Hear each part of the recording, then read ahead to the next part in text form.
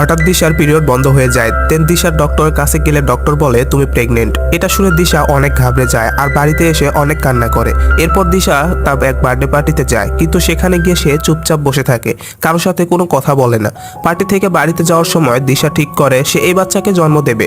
পরের দিন সকালে উঠে যে ওয়ার্কআউটে যায়, কিন্তু হঠাৎ তার মনে পড়ে সে প্রেগনেন্ট। পরে সে ওয়ার্কআউট বাদ দিয়ে তার বাবার কাছে আসে।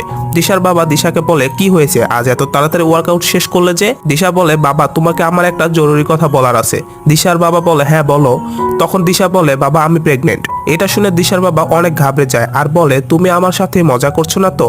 দিশা বলে না বাবা আমি সত্যি বলছি। দেন দিশার বাবা বলে তুমি প্রেগনেন্ট কিভাবে হতে পারো, কার সাথে, কখন আর কোথায়, নাকি ফাজিল আঙ্কিদের সাথে? দিশা বলে না বাবা। দেন ওর বাবা বলে আমরা একবার ডক্টরের কাছে কথা বলি। দিশা বলে ডক্টর কনফার্ম করে দিয়েছে। পরে দিশার বাবা বলে কে সেই ছেলে? দিশা বলে বাবা তোমার শুনতে অনেক খারাপ লাগে। তখন দিশার বাবা গম্ভীর হয়ে বলে তো এখন কি করবো?